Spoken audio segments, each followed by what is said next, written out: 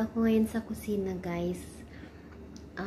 Nagluluto ako ng babaunin bukas ni Mr. Kasi dito mahal na yung sandwich, ganyan. So, gusto niya magluto ako para may babaunin siya. So, time check, guys. 12:16 na dito sa Lebanon. So, hinihintay ko yung asawa ko. So, habang ayan. Ito yung baon niya bukas. Full tawag nila. Tapos magsasalad ako. Ito, yung galing sa garden ko. So, ito yung binoboil ko, guys. Ito yung hindi ko alam kung sa English. Basta ang tawag nila dito is full. Ayan. Binoboil ko siya para bukas ito yung baon niya. Kasi dito mahal yung pagkain pag sa labas. Hello guys, good morning. Good morning.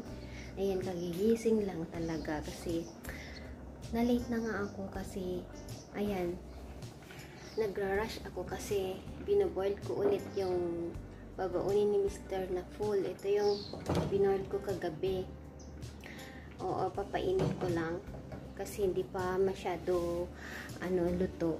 So, ngayon si Mr. naliligo. Ang pasok naman niya is 8 o'clock. Kaya ayan, habang naliligo, i-prepare ko lang yung babaunin niyang pang lunch. Oo. Kasi mahal na ngayon ang pagkain sa labas. Kasi dati siya nag-take out, ganun. So, sabi ko magbaon ka na lang para makatipid tayo, sabi ko. Ayun, pumayag naman, ayan. Nag-boil ako ng full. Kaya, ito, niluluto ko.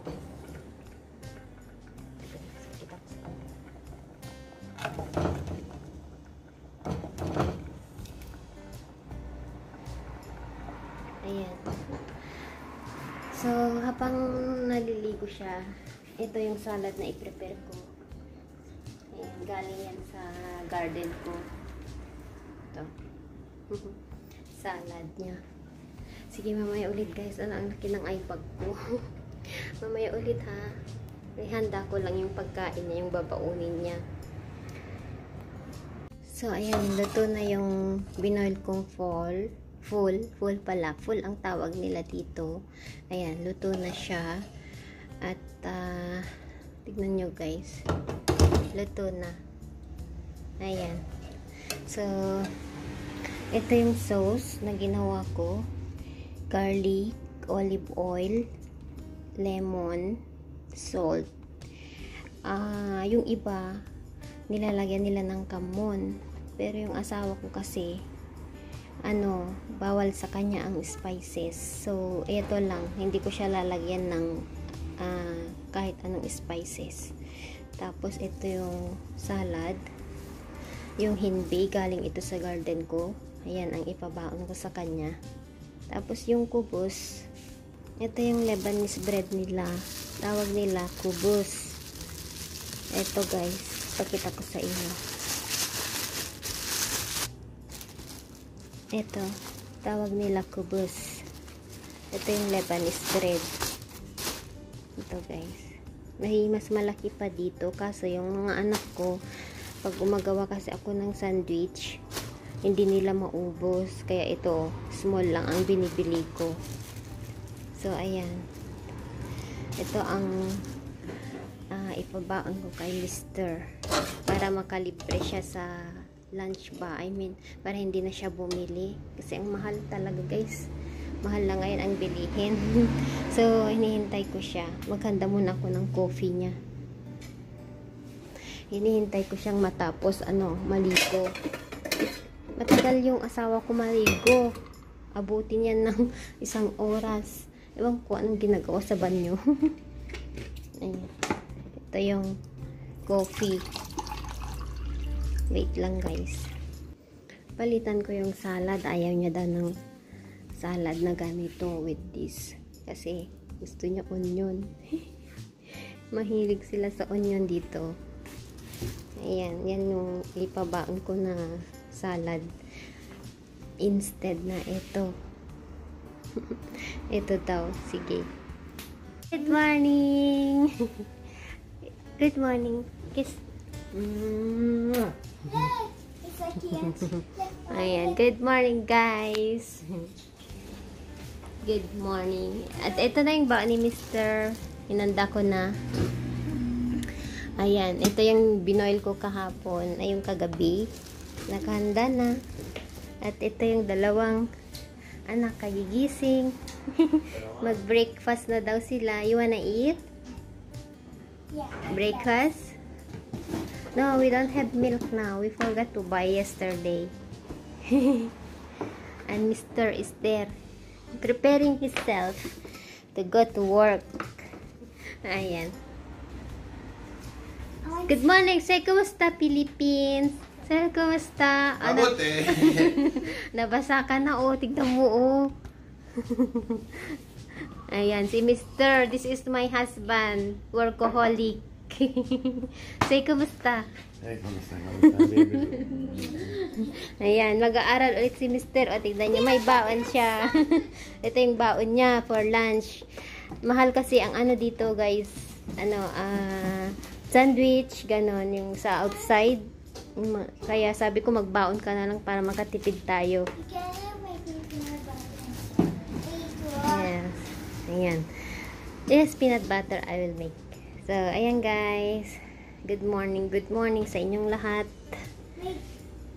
Maggawa ako ng sandwich. Yeah. Yeah. Ayan. You sleep well?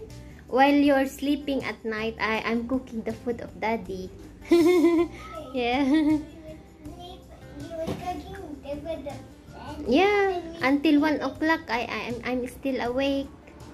That's why now I reheat and it's ready. Yeah. Bakit kayo nagising maaga? Ah? Sige, mag-breakfast na kayo. Wait lang. Handa ko yung breakfast nyo.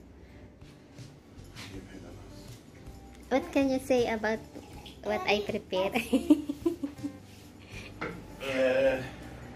The shape is good. The taste, we will have to wait till I come back. Huh? I hope you like it. Enjoy. Enjoy. What you call in French? Bon appetit? Bon Bon appetit? They don't pronounce the Bon last T. appetit? Bon appetit. Ah, bon appetit, mister. Like, Sa 10 in Arabic. yeah.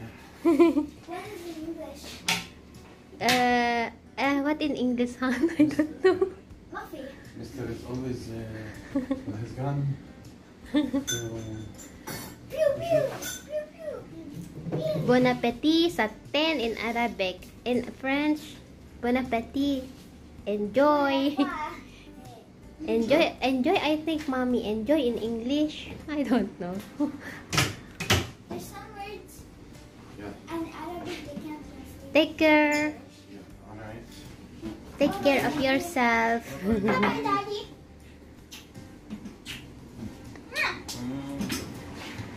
Bye-bye, Daddy. Yeah. Take care, eh? Okay. Okay. Be careful, I told you, you're the sauce. Maybe it will split on your clothes. Oh, that cat is small towel. No. Sure. Enough the bread? No problem. Ah, okay. Bye-bye. Sky. Oh, yawning sky. Kine-check niyo yung halaman ko. Okay. Ganyan siya bago aalis. I-check niya yung mga halaman. Somewhere. Ah?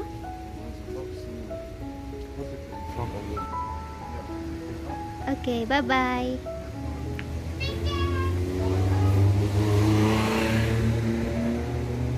Bye-bye. Kumusta kayong lahat? So, good morning pala kasi good morning na dito sa amin. So, 8:30 na ako. Aalis lang ng asawa ko. Ayan. So, Anyway, gusto ko lang sagutin yung, may nagtanong kasi, ay may nag-comment kasi, sabi niya, bakit hindi nyo nakakasama yung asawa mo sa vlog nyo? May family bang iba? May, pang ilan ka ba? Ganon. May asawa bang iba yung asawa mo? Bakit hindi na nakakasama? Ganon yung tanong. So, anyway, gusto ko lang i-clear at sagutin yung tanong na yun.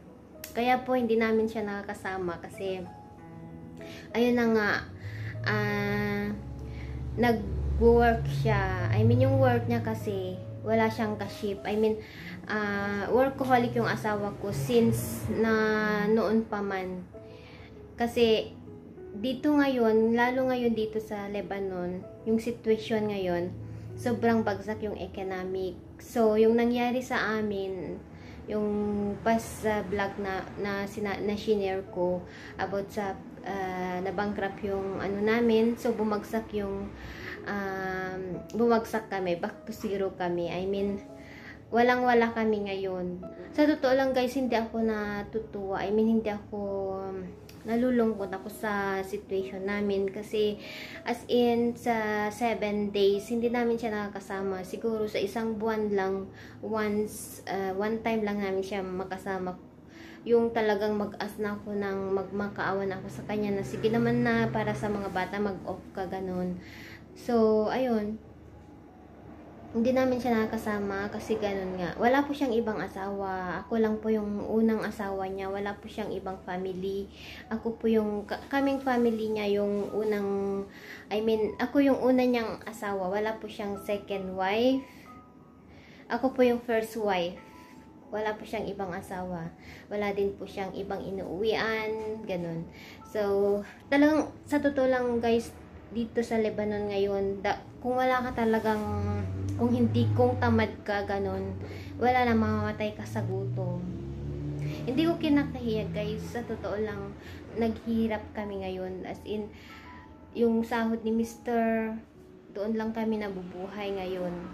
Kasi nga, yun nangyari sa amin, na nabankrupt kami, back to zero kami, ganun. So, talagang nagtatrabaho siya, yung I mean, habang malakas pa daw siya, gawin niya ang lahat para, ayun nga, may kakainin kami. So, ayan, nakikita nyo lang na tumatawa ako guys sa camera, ay sa harapan nyo, sa vlog namin. Pero, deep inside, nalulungkot ako kasi yung nangyayari sa amin. Pero, alam ko, pagsubok lang lahat ng ito. So, anyway, ayun na po yung sagot, yung tanong, yung nagtanong, ayun, wala po siyang ibang family. Kami lang po yung pamilya niya. At nung nakilala ko si Mr., single po siya. Wala po siyang ibang family. So anyway guys, thank you again at salamat sa lahat ng mga sumusuporta sa akin, yung mga tumutulong sa akin. Alam niyo na kung sino kayo. Thank you sa inyong lahat. Thank you at andyan kayo. Sigad na lang po ang bahala sa inyo. Sana hindi ko alam kung paano ko magpasalamat sa lahat ng bagong subscriber namin. Thank you sa pag-support nyo. Thank you guys. Sana maging okay ang lahat. Ganon. So, keep safe everyone and see you to our next vlog. Thank you. Bye-bye.